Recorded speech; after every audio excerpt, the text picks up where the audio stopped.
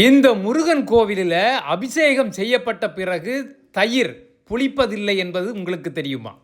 அதாவது சென்னிமலைக்கு முருகனை கும்பிட போகிறோம். வெளியில் மழை தூருது. ஒரு 2000 ரூபா வாடகை கொடுத்து காரில் போகலான்னு தான் நான் ஐடியா கொடுத்தேன்.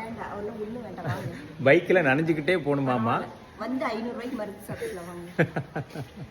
திருப்பூர்லேருந்து கிளம்புனதுக்கப்புறம் போகிற வழி ஃபுல்லாக மழைங்க, தூரலில் தூரிகிட்டே இருந்துச்சு. சரி டீ சாப்பிட்டு போகலான்னு சொல்லிட்டு டீ சாப்பிட்டுட்டு போகிற வழியிலேயே பெட்ரோலும் போட்டுட்டு ஏரும் செக் பண்ணிடலான்னு சொல்லிட்டு கிளம்புறோம்.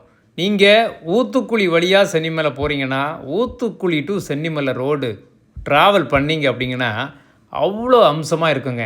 நாங்கள் அந்த ரூட்டில் தான் ட்ராவல் பண்ணோம். கிட்டத்தட்ட சென்னிமலை பக்கத்தில் வந்துட்டோம். இது தெரிகிறது சென்னிமலை தான். இந்த மலையை தாண்டி போயிட்டோன்னா சென்னிமலை வந்துடும்.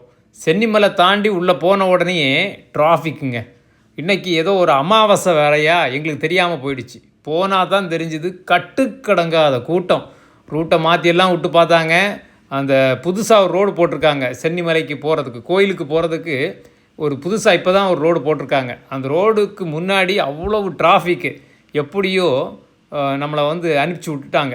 ரோடை பார்த்திங்கன்னா சூப்பராக இருந்துச்சு. நீங்கள் பைக் ட்ராவல் பண்ணுறதுக்கு ஏற்ற ஒரு இடம் தான் இந்த சென்னிமலை ரோடு. சூப்பரான ஒரு அனுபவம். நீங்கள் பைக்கில் போகும்போது இன்னும் சந்தோஷமாக ஃபீல் பண்ணுவீங்க.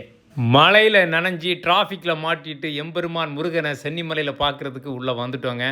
அங்கே உள்ள கால் வச்ச உடனே அவ்வளோ ஒரு ஆனந்தம். கூட்டம் பயங்கரம். அதெல்லாம் இப்போ உள்ளே போனாலே சமாளிக்க முடியலை. பார்த்தோன்னே தெரிஞ்சிருச்சு. இனி இந்த கூட்டத்தில் நம்ம நின்று பொது தரிசனத்தில் போனோன்னா கண்டிப்பாக குழந்தைகளெல்லாம் வச்சுட்டு முடியாதுன்னு தெரிஞ்சிடுச்சு. அதனால் என்ன பண்ணோன்னா, சரி அந்த சிறப்பு தரிசனத்தில் போயிடலாம், சிறப்பு தரிசனத்தில் போனால் கொஞ்சம் சீக்கிரமாக போயிட்டு வந்துடலாங்கிற ஒரு பிளானில் சிறப்பு தரிசனம் டிக்கெட் வாங்குறதுக்கே அவ்வளோ கூட்டம். எப்படியோ முண்டி அடித்து டிக்கெட் வாங்கிட்டோம். சிறப்பு தரிசன டிக்கெட் 50 ரூபா கொடுத்து வாங்கிட்டோம். அந்த லைனுமே ரொம்ப கியூங்க. ரொம்ப நேரம் நின்றுட்டு தான் அதுக்கப்புறம் தான் பக்கத்தில் போனோம். கொஞ்சம் கொஞ்சமாக தான் நகர்ந்தாங்க. எப்படியோ போய், ஆனால் உண்மையிலேயே சொல்கிறேன், முருகனை தரிசனம் பண்ண அனுபவம் இருக்குல்ல, பக்கத்தில் அவ்வளோ அம்சமாக பண்ணோம். பல ஆயிரம் ஆண்டுகளாக இருக்கக்கூடிய பின்னாக்கு சித்தருடைய நுழைவாயில் தான் அது. எப்படியோ முடிச்சுட்டு வெளியே வந்துட்டோம். அந்த கிளைமேட்டை பாருங்களேன்.